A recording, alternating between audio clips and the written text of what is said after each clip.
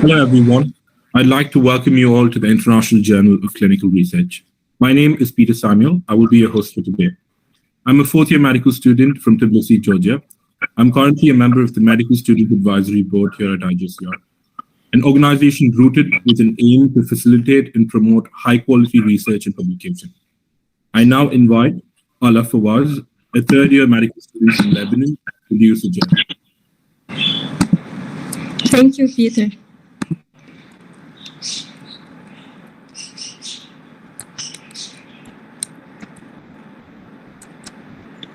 Hello, everyone. My name is Ala Fawaz. I'm a third-year medical student at the Lebanese University in Lebanon. I'm a member of the Webinar Series Students Committee, and I'm extremely honored to be presenting the International Journal of Clinical Research today. To start with, by defining IJCR. IJCR is registered as a non-profit organization in Delaware, USA, where it has 0 article processing charges. However, this has absolutely no hindering effect on our high-quality, open access, double-blinded, peer-reviewed articles and interactive clinical content for the global medical community.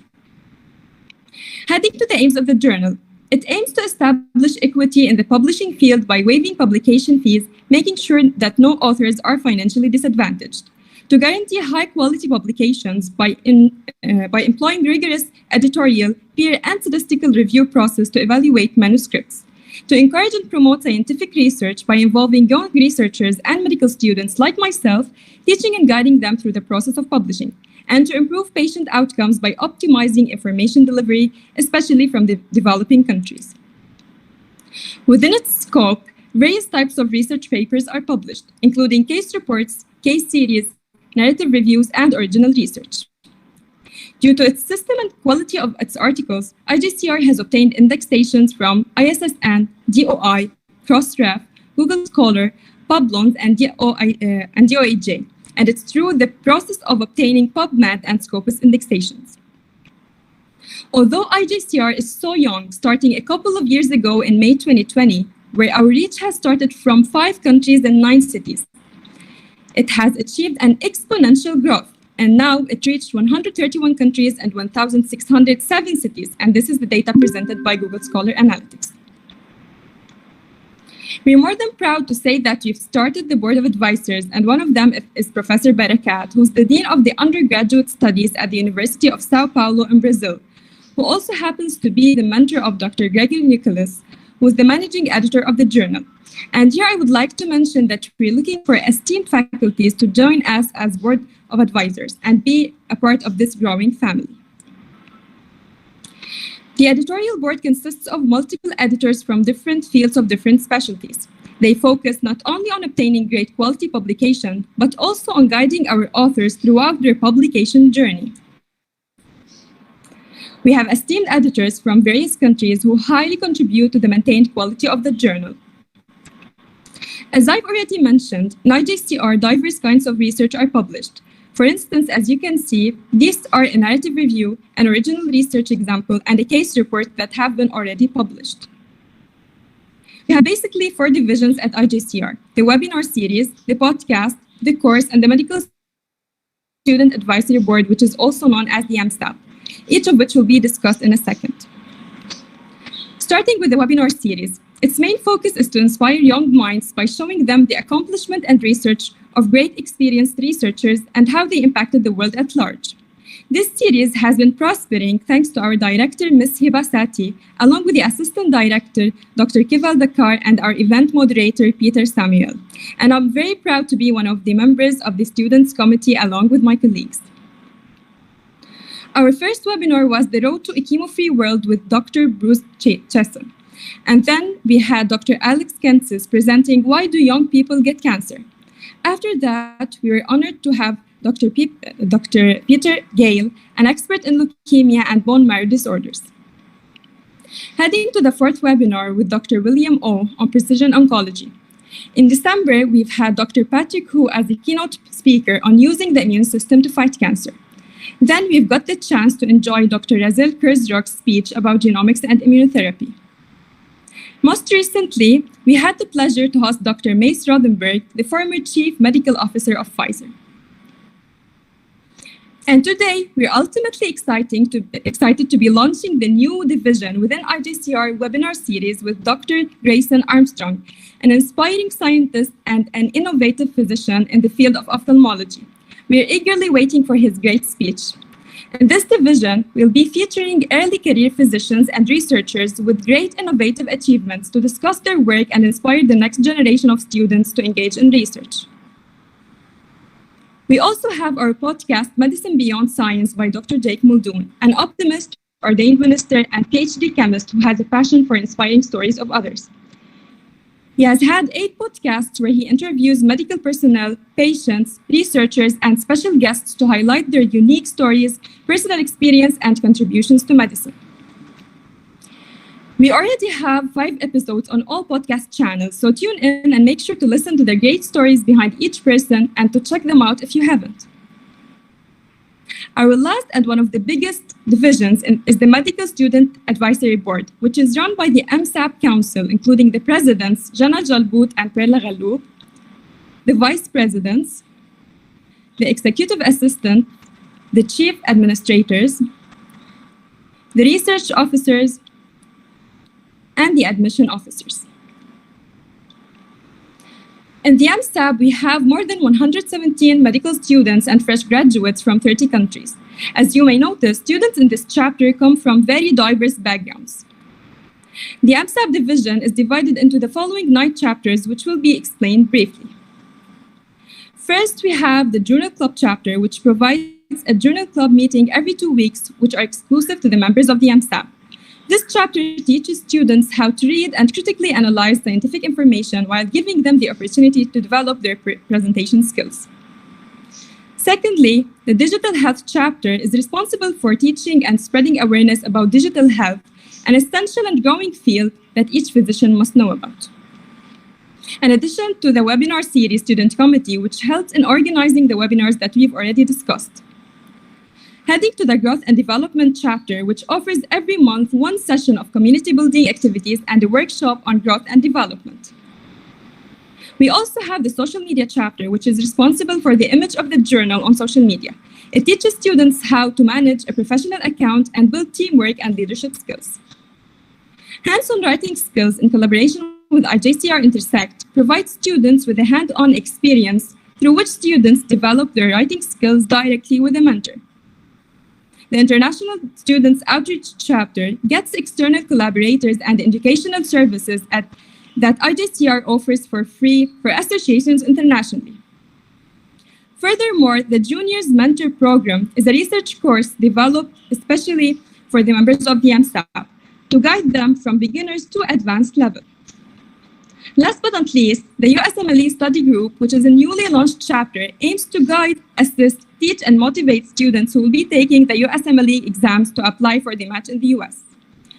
As you can see, the MSAB has all these amazing opportunities and much more. If you're interested in joining us, which is highly recommended, follow us on social media and check out the website for further information, and hurry up and submit your applications or subscribe through our website, as the applications for memberships and subscriptions are now open.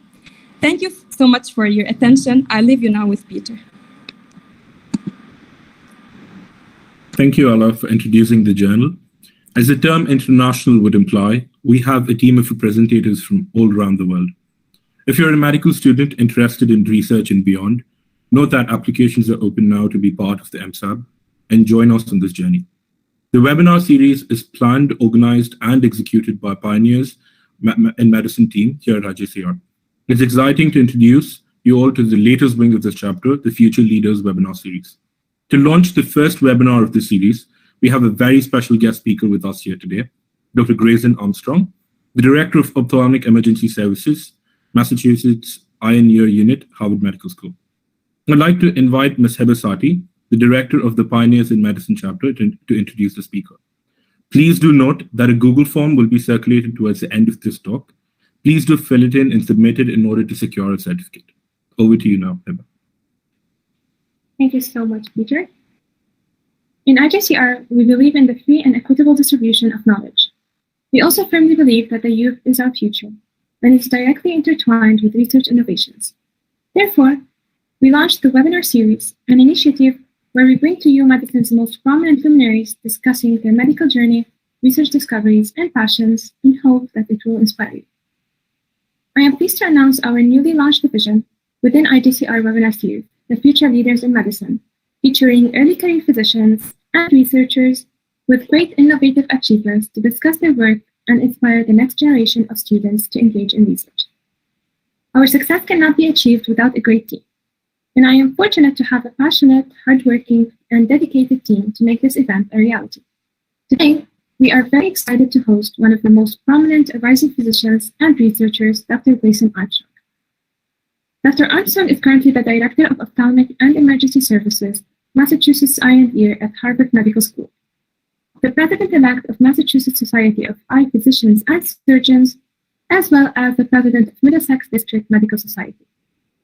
Dr. Armstrong obtained his MD degree from the Warren Alpert Medical School of Brown University, as well as a Master of Public Health degree from Harvard University.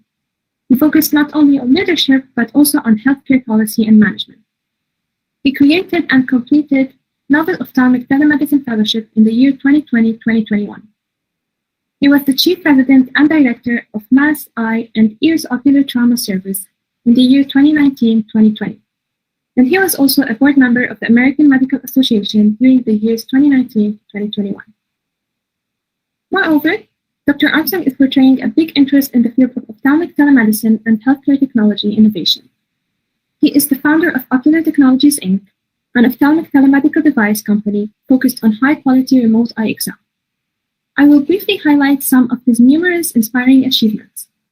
Dr. Armstrong has more than 42 articles and an H index equal to 12, focusing on various ophthalmic topics. Not only that, but he is also the winner of multiple awards, including the 2020 MIT 100K Entrepreneurship Award, the 2022 Early Career Physicians Leadership Award from the Massachusetts Medical Society, and the Outstanding Faculty Mentor Award selected by the Harvard Medical School class of 2022. It is a great privilege to have such an inspiring and exceptional doctor as our first keynote speaker in Future Leaders in Medicine. We are very excited to your presentation. Dr. Armstrong, the floor is yours. Well, I hope I can live up to half of what you just said. It's exciting to be here, and I certainly don't think that myself as a luminary or a visionary or anything. I'm very early in my career, and so while all that sounds really good, I think that my talk will hopefully put everything in context and show you that, while everything looks good on paper, it's all about the details and how we get to where we are. So here's my slides. Let's see if I can make this work. Can you see everything? Let me know. Yes. With a verbal, okay. Awesome. So again, my name is Grayson, and I currently serve to help lead our 24/7 eye emergency room at Mass Eye and Ear, which is the ophthalmology hospital associated with Harvard Medical School. I'm a comprehensive ophthalmologist and do cataract surgery and teach residents and medical students, and an instructor of ophthalmology at Harvard. And so this is really an honor. It's awkward to have a talk about the work that I do and about myself. So I've tried to make it as not boring as possible. I can't promise that, but I'll do my best. And this is an exciting kickoff of an amazing series of webinars, The Future Leaders in Medicine. I'm excited to hear the others as well. Here are some of my disclosures. And I just wanted to first thank you guys, the IJCR, for putting this together and inviting me.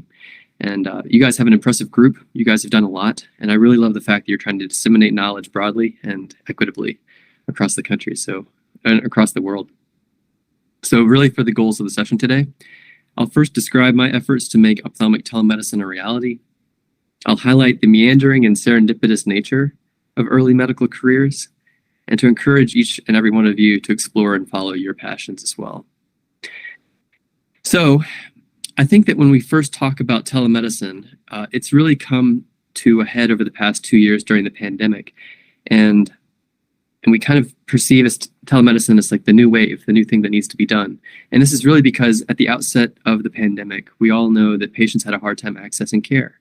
In the United States, we had our CDC, Centers for Disease Control, recommend social distancing in March. And then just a few days later, the American Academy of Ophthalmology, our big professional society, encouraged all ophthalmologists to stop seeing patients except in emergency conditions. And so there were a lot of patients with non-emergencies that still needed care. And so telemedicine for many fields was the only way to get care done. Just to show the impact that it had in the United States, you can see here that outpatient visits for ambulatory patients fell by over 60% at the outset of the pandemic. And of all of the specialties of medicine in the United States, ophthalmology was the hardest hit, with nearly 75% of patients unable to access care within the first couple of weeks of the pandemic. So 1 out of 4 patients was able to get in for anything, 3 out of 4 were not able to see their doctor. And financially, this was a big deal too, because ophthalmology practices lost a lot of money not seeing patients, and we were forced to decide, like, are we able to stay open? Do we need to lay off staff? How are we going to survive? Because if practices close, you have to know that, unfortunately, patients would lose access in the long term as well. You would think that ophthalmology would jump at telemedicine as being able to take care for patients, but if you look, the proportion of ophthalmologists that took up telemedicine was near 0%. We are the lowest of all the medical specialties.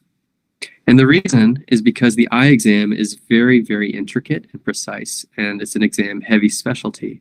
We basically need to be able to examine and evaluate structures of the eye microscopically, and if we can't do that, then we can't make a lot of our decisions.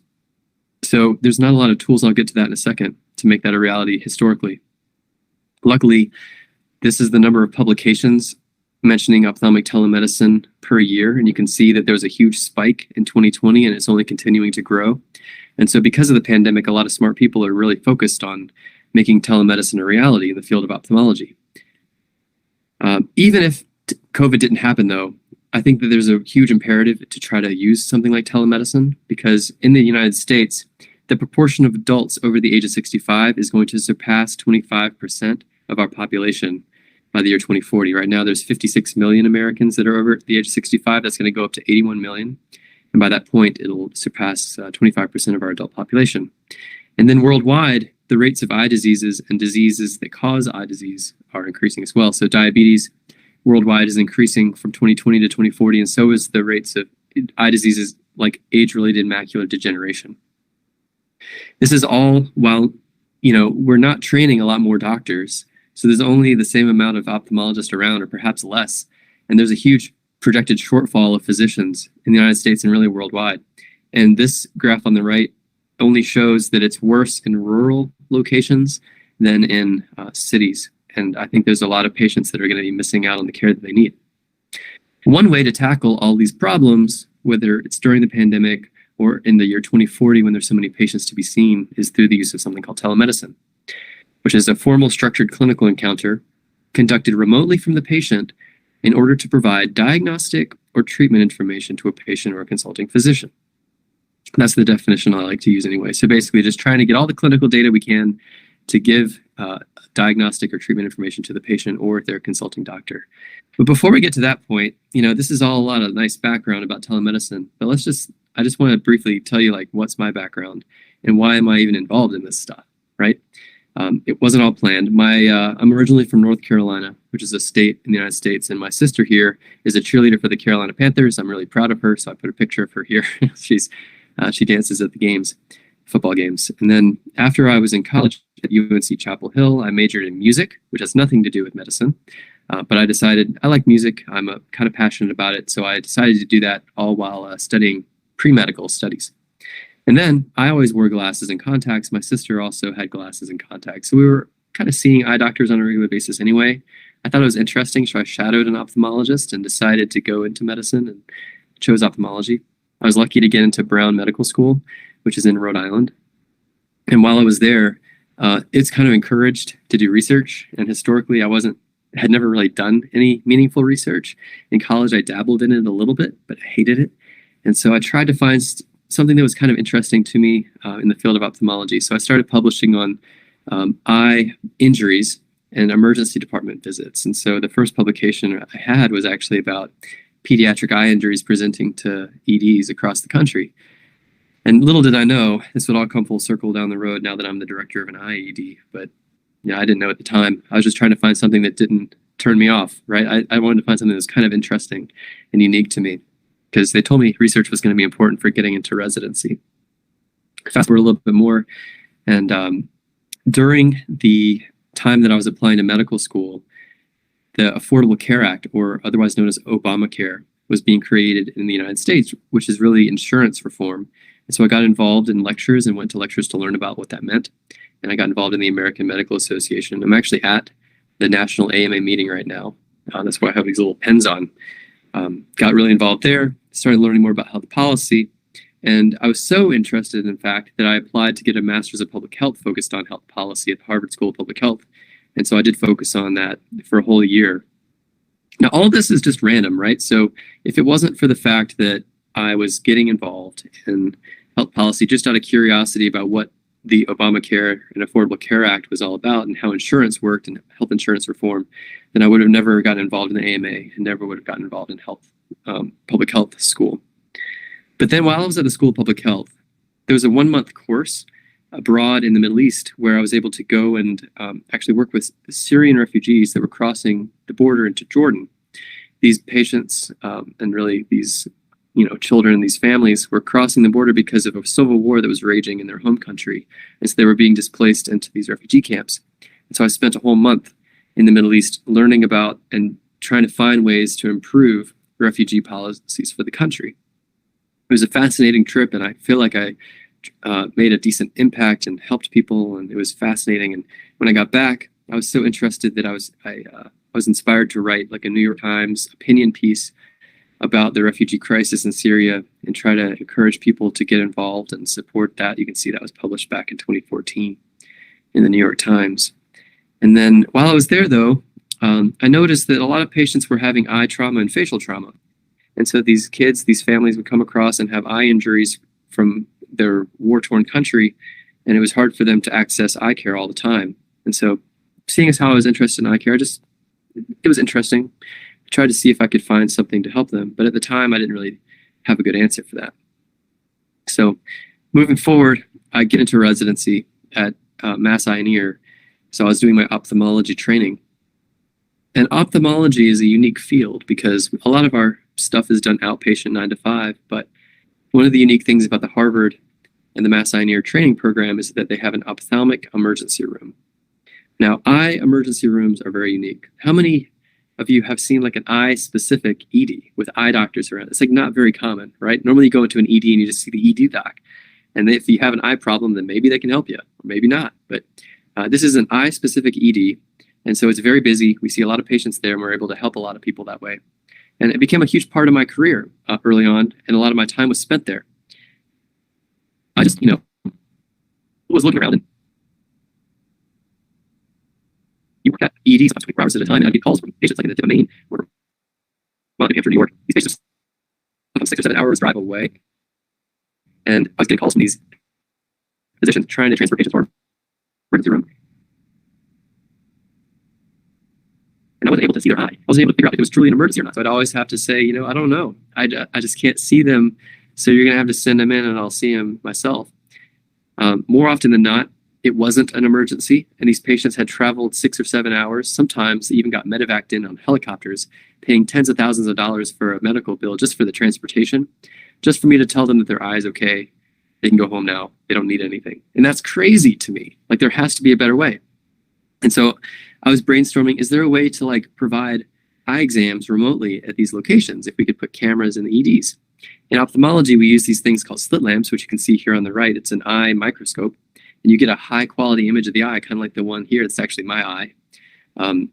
And it also harkened me back to remembering that there were these patients in Syria and in Jordan that were having eye issues and couldn't get eye care. And it's very similar, right? So whether it was in the United States or internationally, there was patients that had a hard time accessing eye care, and the nearest eye doctor was hours away sometimes. And I figured there had to be an easy way to do this, right? So being very naive in technology, I decided to try to apply for grant funding and try to create new devices and technology to do this. Unfortunately, being a young doctor in training, all of the grant funding sponsors said, no, you're too early. No, you're too young. No, you don't have the experience. And I said, well, that's not.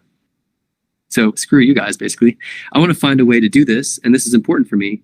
And so instead of finding grant funding and governmental research funding, I decided to start a company. And so I started a company which is a private version of just gaining money, right? Try to get people to give you money to help create things. And with that company called Ocular, I was using all my background in public health, health policy, the eye emergency room experience, my training in ophthalmology, my experience with eye trauma, both in research and also sitting in the emergency room, the Boston ecosystem, which has a lot of tech and a lot of innovation, a lot of researchers, and having Harvard there at my disposal, I just decided that I think was telemedicine. I was going to try to start this company and try to find a way to solve the problem of doing eye exams remotely. And so one of the things I learned when I was at the Harvard School of Public Health is just like a framework for how to affect change, right? Whether you're trying to convince someone at the hospital to make a change or someone in Congress, like a legislator. So the first thing you need to do is have an idea. Once you have an idea, you need to do research to prove that your idea is worthwhile doing and have data to support it, which makes sense. Otherwise, it's just a half-baked idea and it might not work. Once you have that research done, you need to publish it in research publications to try to get that out there into the world so that other people can review it, give you feedback, and hopefully advance the field. And once you have enough support for this, you bring it to international or national conferences. You kind of get all the experts to sit around with one another and discuss the ideas. And once it's determined to be a good idea, then you bring it to people like Congress, to hospitals to implement the change once you've proven it's effective and everyone agrees it's a good idea. The thing I was trying to do was telemedicine, right? So when I was starting the company, I decided that I looked around and I said, well, why can't we do this right now? Why can't we examine eyes in Jordan or Syria or Maine? Why is it impossible? And the problem is that eye exams are not entirely digitized. Now, if I'm trying to do an eye exam, check someone's glasses need, there are devices that can actually check your need for glasses, just taking a quick picture of the eye. So that's been done. If you're trying to check the eye pressure for things like glaucoma, there are digital devices that can do that. And if you're trying to look inside of the eye, the back of the eye, there's a lot of cameras and technology that can actually give you microscopic level details of the back of the eye or take photos of the back. So that's awesome. But there's a lot of tools, technology that aren't digitized. And one of the big ones being the slit lamp right there in the middle, like I talked about before. And so even more so, these ophthalmic testing equipment live in ophthalmology offices. But if we're actually going to do telemedicine, ideally we need to keep patients in their homes and communities and get those devices closer to where the patients live, right? It doesn't help if I have that device in my office in Boston. I need to get that device into Jordan. I need to get it into Maine and have the patient use it there. So using this information, I ended up creating an ophthalmic telemedicine fellowship. I convinced the leadership at Mass Eye and Ear to let me spend a whole year dedicating my time and efforts to try to learn about telemedicine and implement it as a whole thing. And with that company I was talking about, we've created a device that has a lamp. You can see it here. And it kind of sits in there and it takes images or video of the eye. And it can transmit that in real time or asynchronously to doctors. You can see here that you've got these beautiful pictures of the eye. It can be remotely transmitted. So this is really what we need to enable really high quality care.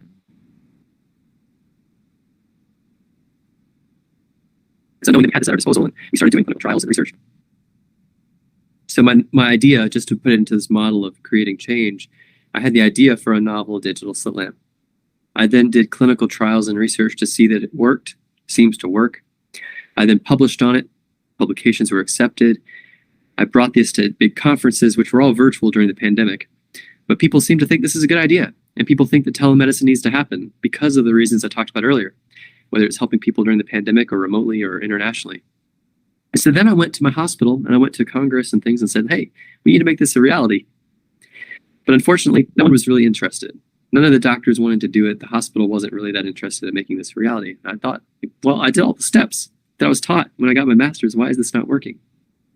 So what I did was I thought critically about this a little bit and realized that healthcare is a little bit different than most other fields. In healthcare, you're dealing with patients. And patients, you need to make sure that the care you're providing is high quality and safe and efficacious and that you're not going to hurt anybody. One of the feedback that I kept getting from doctors is that they just didn't have enough proof that telemedicine was going to provide high quality care for their patients. So they were just scared and nervous about providing poor care. Next, training. We all get ophthalmology training in residency, but no one's trained on how to do telemedicine. So ophthalmologists just didn't feel ready and able to do this.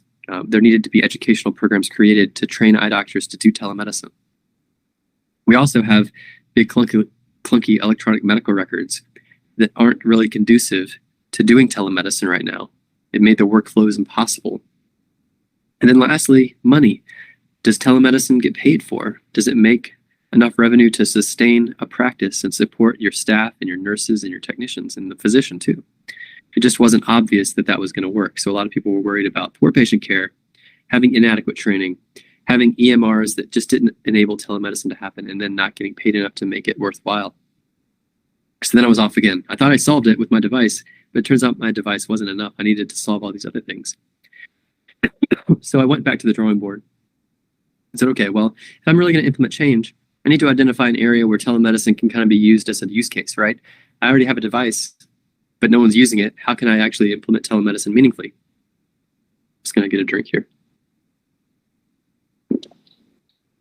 So what I did was I tried to look around the hospital and find a problem to solve. And what I noticed, I mentioned that the eye emergency room, the EW or emergency ward, is a big part of what Mass Eye and Ear has to offer. And we have one of only 4 eye emergency rooms in the country.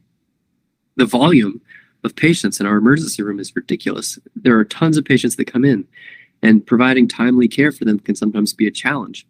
So is there a way that I could use telemedicine to decompress the volume of patients seen in the ED? Well, it turns out that a lot of the patients in the emergency room keep coming back over and over, even a few days later, to keep checking on their eye conditions. So for example, if you have an eyelid scratch or an abrasion, you'd be seen on the first day. We'd have you come back 2 days later to check on you, and maybe come back another couple days later to check on you again, make sure it's healing. So these patients just keep coming in and coming in. But I proposed the use of something called a virtual follow-up clinic. So that if a patient has an eye condition and they're seen in the emergency room, all of a sudden I can use telemedicine to help you. I can see the patient virtually, online, just like you and I are doing right now, instead of having to see them in person. And the goal is to help decompress the emergency room and provide good care to patients. And hence, I was able to help set up telemedicine by solving someone else's problem. I realized that it's not enough just to create the tools. It's not enough to just throw them out there and let people use it. You actually have to solve a problem. And it's better if it's someone else's problem, because then they're invested in you solving it. So I had some success setting this up. And then I looked holistically at how telemedicine works. And so this is a little bit of an educational piece of the talk. But telemedicine can be divided into either synchronous care or asynchronous care. If we're on a call like this, then this is synchronous. Asynchronous is kind of out of sync. I'll talk about that in a second. And you can have telemedicine that's doctor to patient facing or doctor to doctor facing, so that you consult another physician. Synchronous doctor care is kind of what we're doing right now, where we're talking on a virtual screen. And the Mass Eye and Ear Virtual Follow-Up Clinic is an example of synchronous doctor to patient care. Happens live. Asynchronous doctor to patient care is also very common. The patient sends in a picture, we can review that, and then we're able to get back to the patient later about what we think is going on. And this picture is a sty, and so that's one model. Doctor-to-doctor consultations. You know, it's very common that people outside of the field of ophthalmology don't know much about the eye. And so we've created a module at our healthcare system where we're using iPads to connect physicians to physicians and physicians to patients, and they can consult us real time and get information from us without us needing to go see the patient in person all the time.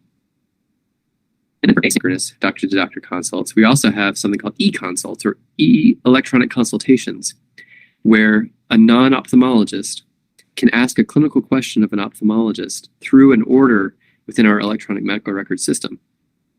The ophthalmologist will review that question and any images or information we have about the patient. And then at our leisure, usually within a day or two, we answer that clinical question so that the patient can get the information from their non-ophthalmologic doctor. And nowadays, we started doing this using fundus imaging, as you can see here in the bottom right, to evaluate patients with diabetes to look for evidence of diabetic retinopathy.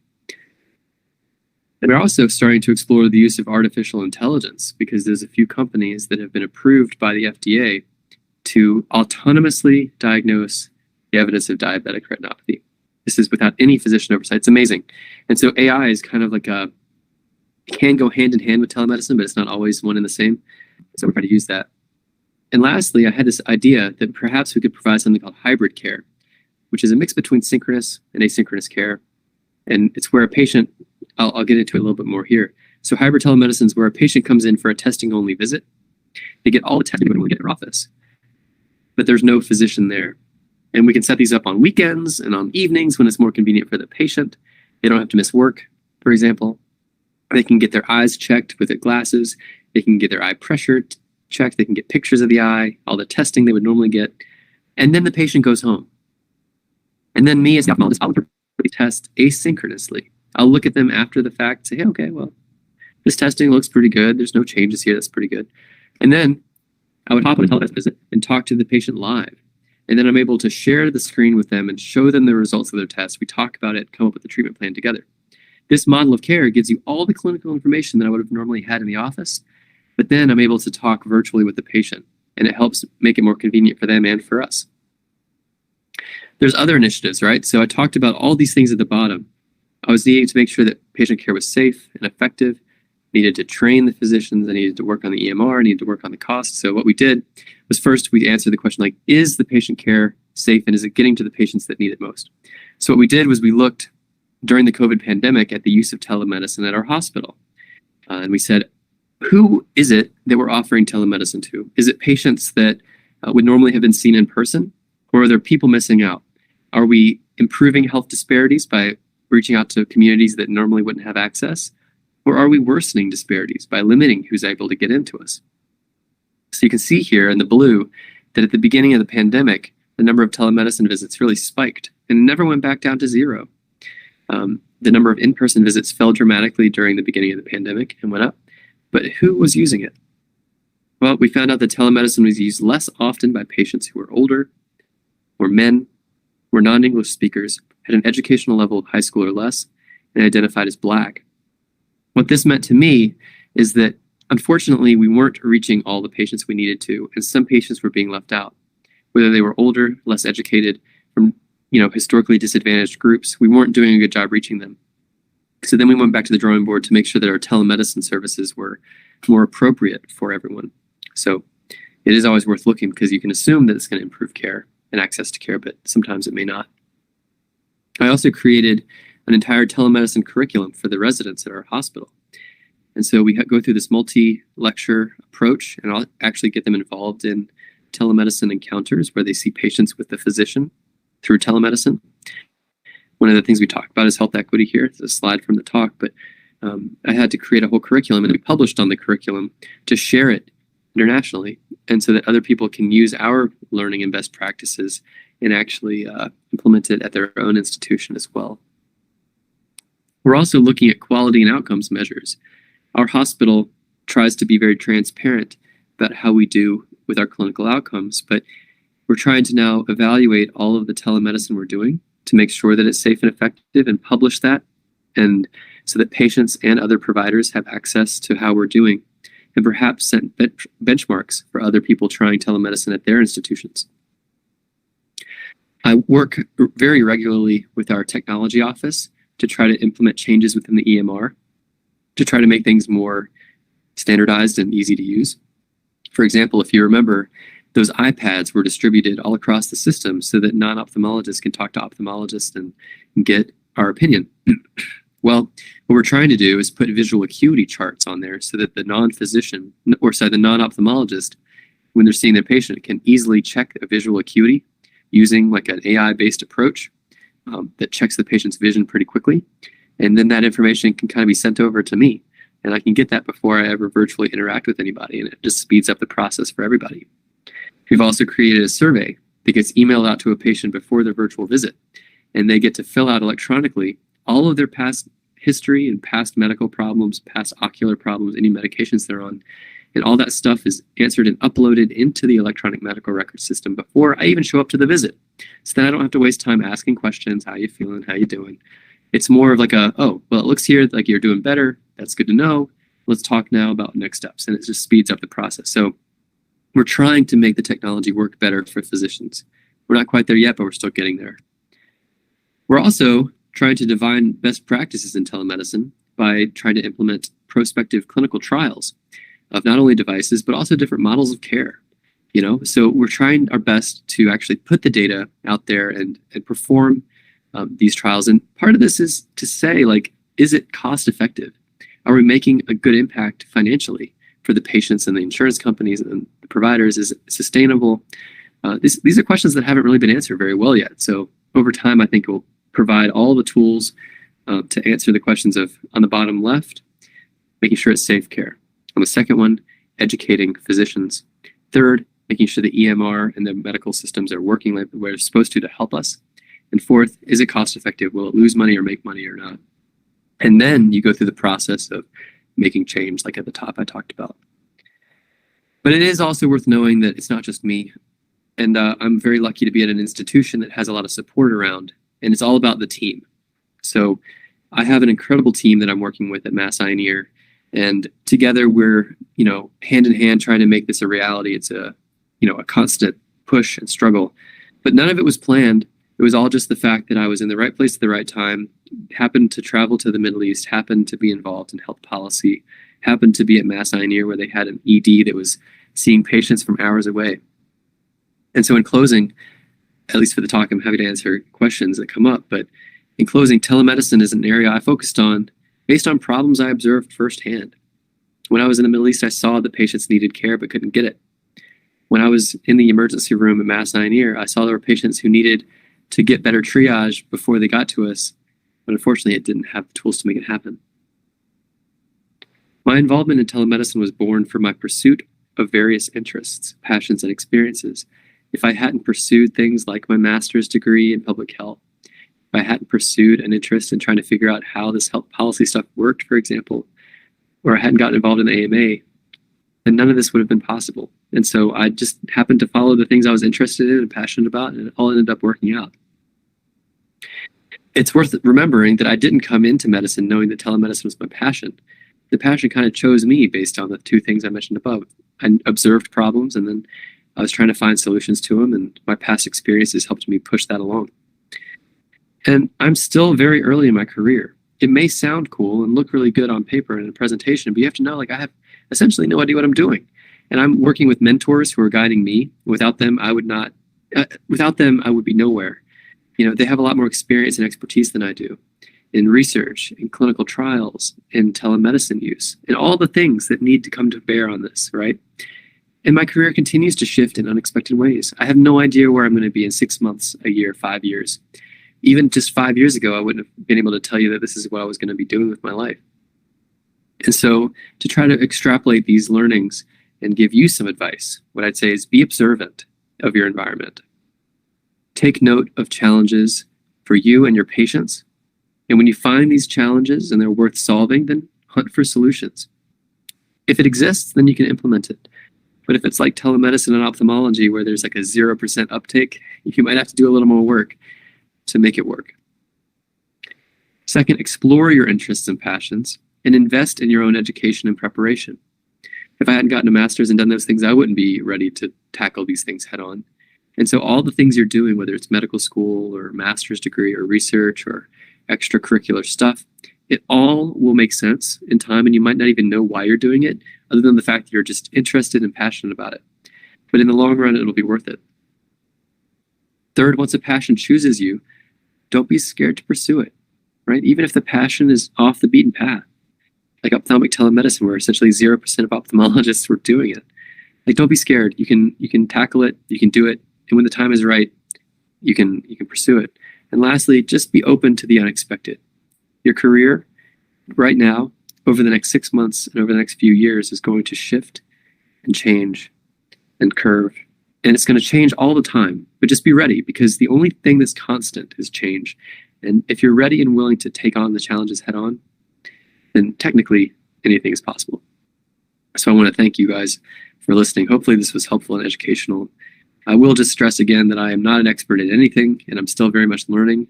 And so it's an exciting thing to be here with you guys. And I hope that there's some questions, but if you have any email questions and you don't want to ask them in the chat live or don't get the chance to, I'll put my email up here as well.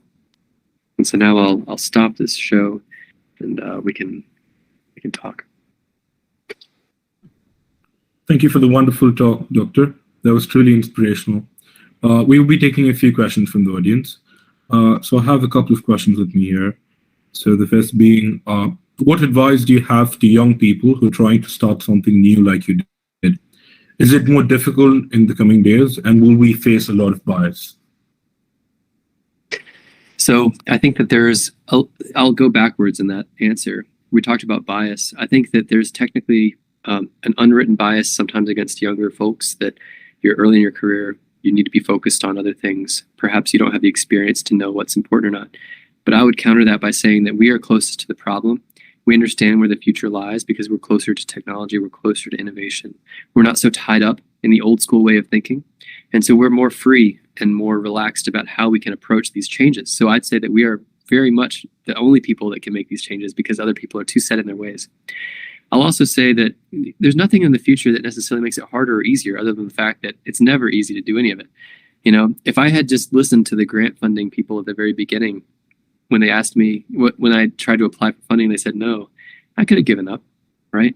But I think the issue there is that if you're persistent and you believe in it enough, then you can just keep pushing and keep trying to find new, innovative ways to make your dream a reality, whether or not that's research related or not, whatever it is, whether it's education, whether it's patient care issues, whether it's new surgical techniques. There's a gazillion ways to help and innovate. And so just keep pushing. Eventually it'll work. Thank you for that.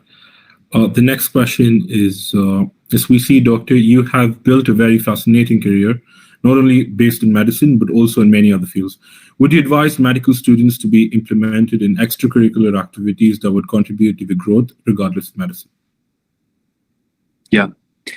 So one of my mottos that I try to live by is I try to remember that I'm never going to be less busy than I am right now. Okay. So every time I move forward in the future, I'm only going to have more responsibility. And eventually, if I have kids and a family, it's going to get even busier, right?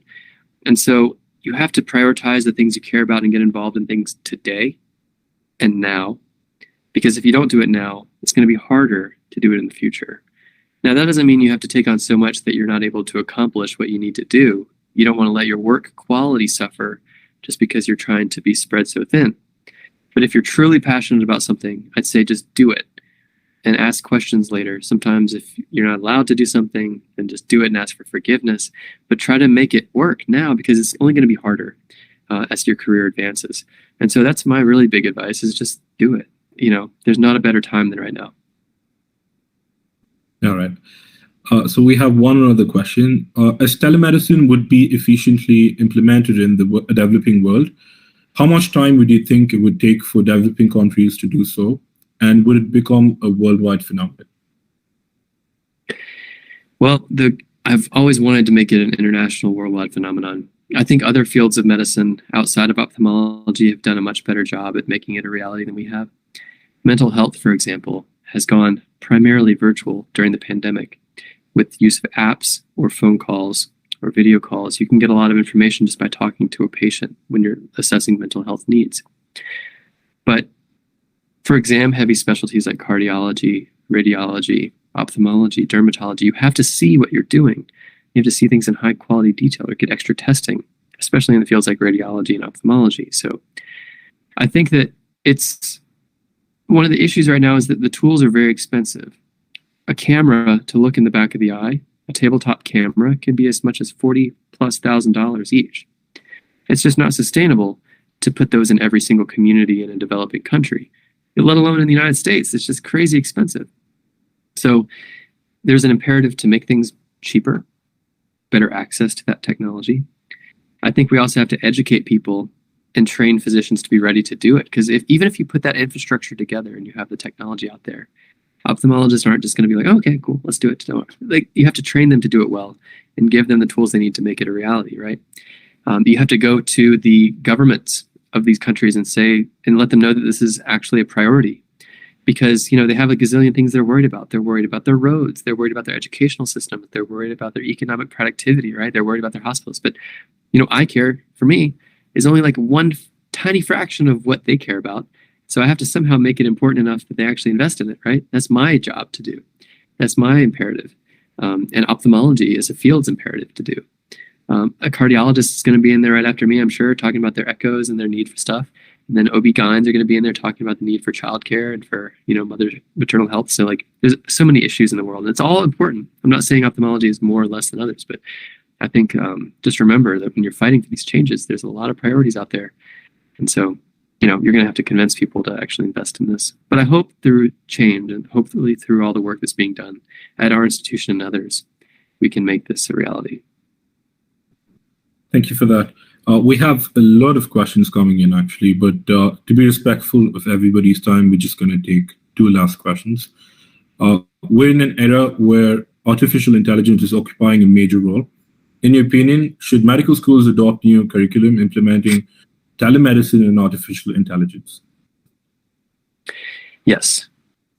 Yes, I think that it's an easy answer, yes. So artificial intelligence is becoming a mainstay in medicine in many fields. We're all used to getting an EKG report, and at the very top it tells you, oh, it looks like there might be like ST wave, something or another might be concerning for bundle branch block, right? So like that's like a very simple approach. And then you have radiologists that have an overread by AI, and then in ophthalmology we have AI devices that can take images. The issue is that, it's going to help us a lot in medicine because we're going to be, we can offload to the computer the work that the physician used to do, freeing up the physician to do more important work that a computer can't do, like surgery, for example, right? But if you don't know how to appropriately use these tools or even create them for research purposes, then you're not going to use them effectively. And there's a lot of risks to employing AI, right? You're going to miss some people. The computer doesn't always get it right. Maybe you really need to understand like how the algorithms work. And then for telemedicine in the same way, like I'm only talking about ophthalmology in my talk, but we really need to understand just broadly how to employ telemedicine. And so when I'm talking to my trainees, I talk about how something as simple as lighting, how to dress professionally, how to look in the camera and feel engaged and empathic, right? Like you don't want to lose that special something about sitting there with the patient and connecting with them and feeling that sense of, responsibility. It's easy enough to make it feel impersonal if you don't do it right. So yes, I think there's a huge need for formal training for that in the medical curriculum. So we have one last question. I think it's a really important question regarding mentorship. So regarding mentors throughout your career, what advice would you have for new physicians getting started in terms of how to mentor and who's right for us? So how to mentor, you said? Yeah. So how do you seek mentorship, and how do you know who's the right mentor for you? Yep.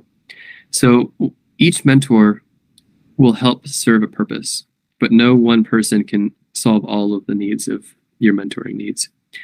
We have to realize that as we go through our lives, we're going to rely on mentors for everything. And there's always going to be people that are more advanced and skilled than we are. I think that what you need to do is, it's a hard question to answer because there's so, like, I think mentors are probably the most important thing for anyone's career. We're lucky to be at training institutions right now, if you guys are med students, and there's a lot of doctors around and you can reach out to people, and it's almost expected that you ask questions. Once you get out of your education at that level and you're in residency, you have a lot of people around, but then once you're out in the world, you may be practicing in private practice or solo practice, and it's harder to find mentors. So I'd say as you go along, you need to find people that help you accomplish pieces of your goals and that can help support you and guide you. You also have to be ready to say, I'm sorry, this mentorship isn't working out, and stop mentor relationships if they aren't working for you, because not everyone is always right for everyone else, right? People have different styles of mentorship. We shouldn't, because, in the world of telemedicine, we talk about virtual stuff all the time. So like nowadays, we have a global community. You guys have created a global community of medical students, and you can create mentors across the globe that answer problems that you're interested in solving, right? I've worked with students from other countries and also from across the United States in telemedicine research that we've worked on together. I don't know that that would have been so much possible before the pandemic, before Zoom and Google Hangouts was a thing, But nowadays, there's no real limitations on what is possible in the communication. It's just really high quality. So I guess if you're looking for mentors, just remember, number one, seek early and often. Just keep finding people that tend to be supportive of your career, that answer questions that you need answered, and help support you in ways you need. Don't be shy about asking for it. If you need to, cut off the relationships when they're not working for you. But it's really kind of the onus is on you to kind of make that happen. One thing I'll say, I know it's a long-winded answer, is that once you get a mentor, and if you want to maintain a really solid mentor relationship, you should do your part to make sure that it continues. Follow up with them on a regular basis via email, because they're going to be busy, right? They're more advanced in their career usually, so they're going to be very busy. And if you email them every 6 months or every year, say, hey, I just wanted to check in, here are my updates. Maybe we can set up a meeting to touch base really quick over coffee or over email or over a chat. Give them an agenda before you meet with them. These are the 3 things I want to talk about. I know you're busy, but I really want to talk about these 3 things. I don't want to take a lot of your time, but at least we can get through this. Give them a sense that you're taking responsibility and you're making it work. Those things are going to give you a sense of professionalism in their eyes. They're going to be more apt to help you. And overall, it can only benefit. So I hope that answers a little bit of the question too, but I can't stress enough how important mentorship is. Thank you, Doctor. That was really helpful. Thank you for your inspiring work and for paving the way for both aspiring and current healthcare professionals. Healthcare is known to be adaptive. We have no doubt that innovations in the field of ophthalmic telemedicine is helping evolve the ever-changing dynamics of this complex system. Moreover, your talk today has instilled in us the confidence to discover and establish new strategies that would help revolutionize healthcare. Furthermore, thank you for your valuable time, and to everyone in the audience that joined us today. We have over 386 participants that have joined us across all platforms. Thank you for taking out the time so we can be synonymously present here. I hope you leave this webinar full of inspiration and new morale. See you next time. Thank you. Thank you so much.